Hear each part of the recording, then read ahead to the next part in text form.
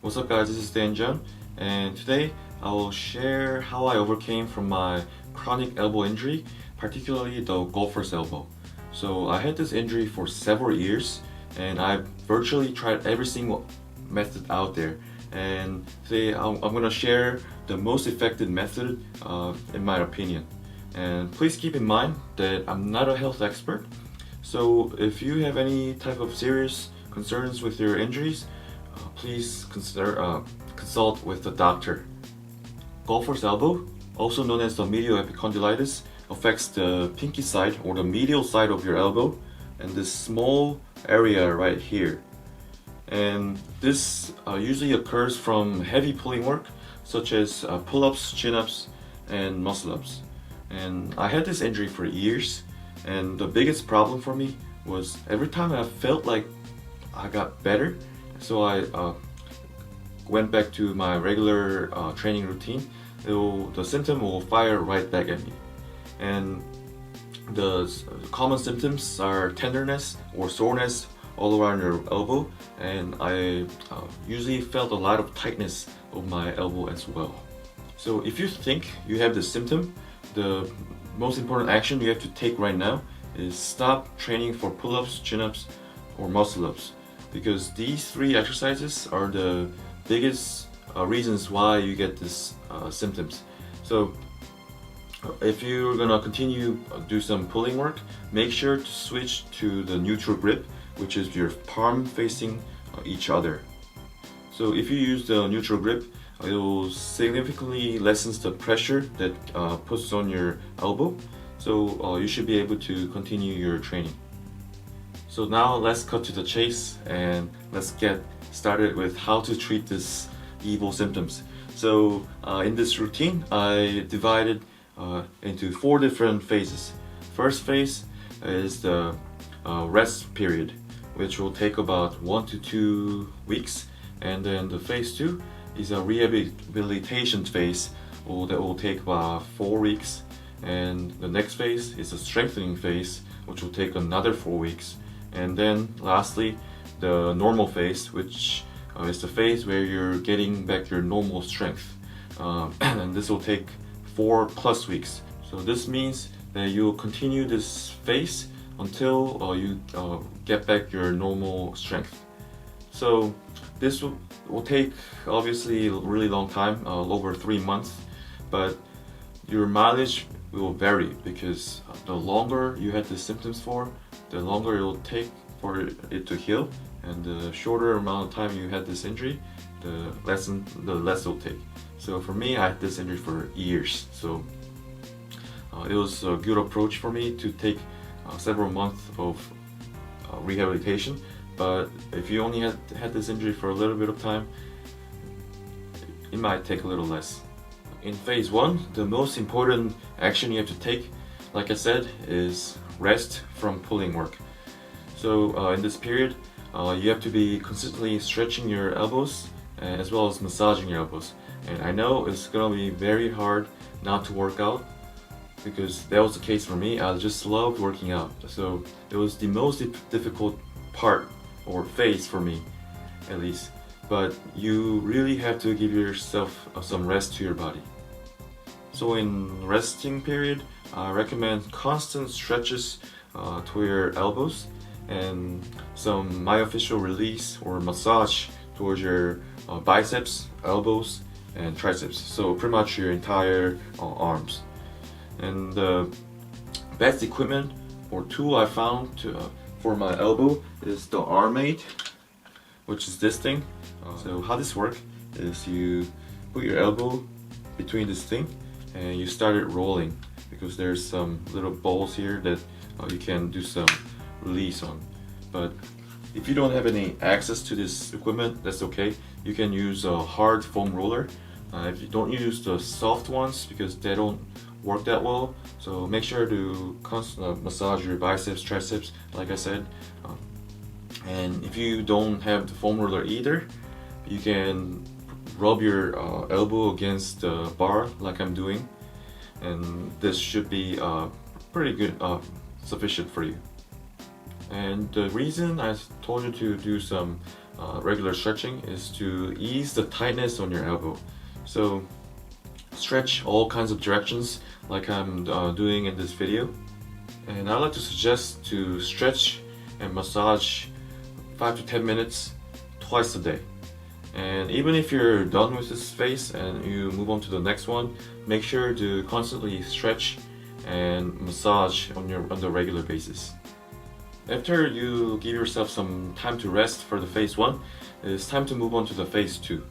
So I recommend 3 different exercises for this phase, which is dumbbell curl negative eccentrics, the neutral grip row, as well as the wrist extensions. For dumbbell curl eccentrics, the most important factor is choosing a right weight. So I want to emphasize that we're not entering into a powerlifting competition here.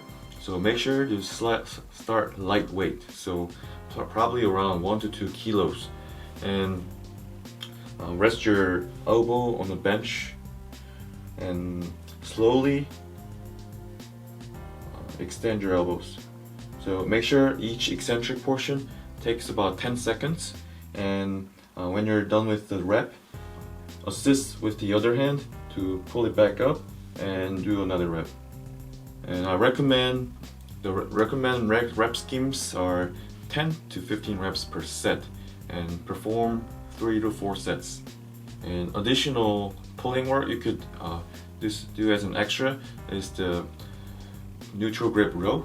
So have your palms face each other and slowly pull to your behind and slowly let it go. And the key here also is using a lightweight and high repetitions. So go up to 20 reps. And the last exercise I recommend is wrist extensions. So get some dumbbells or light bar.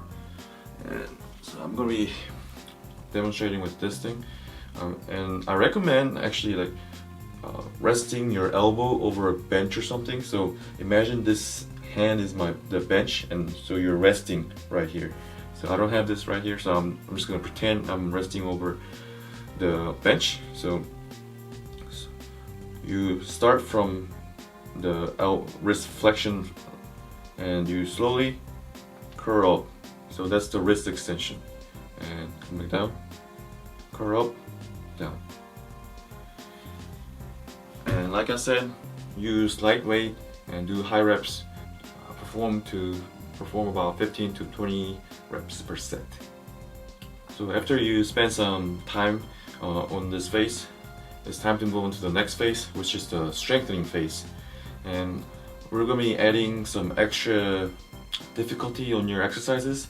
So some of the exercises I recommend is the neutral grip ring row and some assisted pull-up. So leg assist your legs over a bench or something.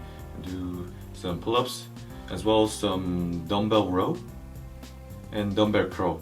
So at this time, instead of just doing the eccentrics, we are adding the concentric portion as well. So also in this phase, you have to keep your reps fairly small, and the weight you should be using should be light as well.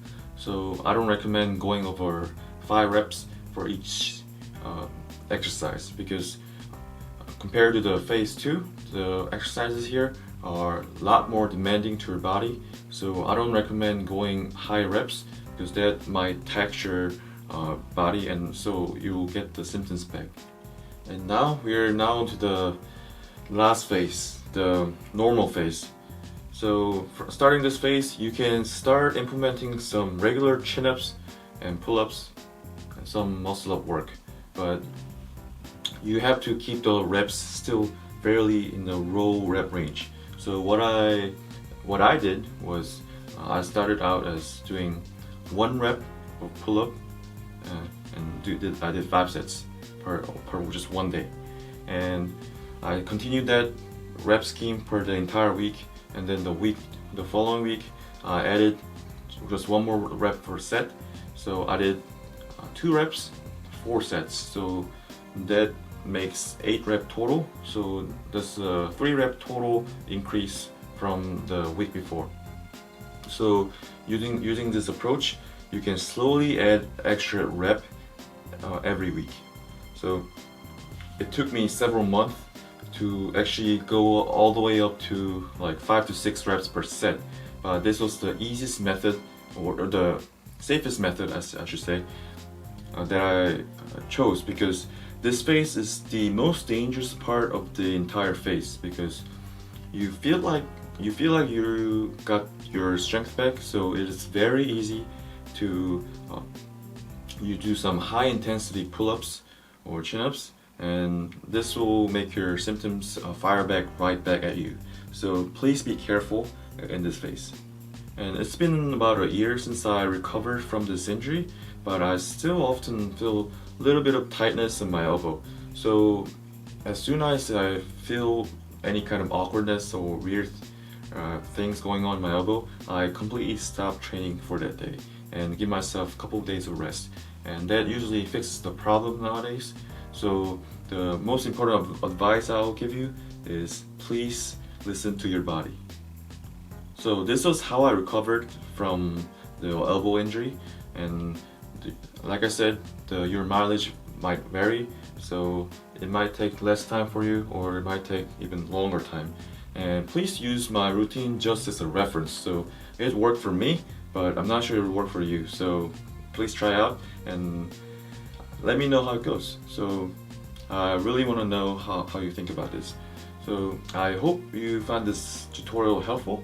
And if you did, please support my channel by liking my content and share and subscribe. And like always, thanks for watching, guys, and I'll catch you guys up in my next video. Peace, guys.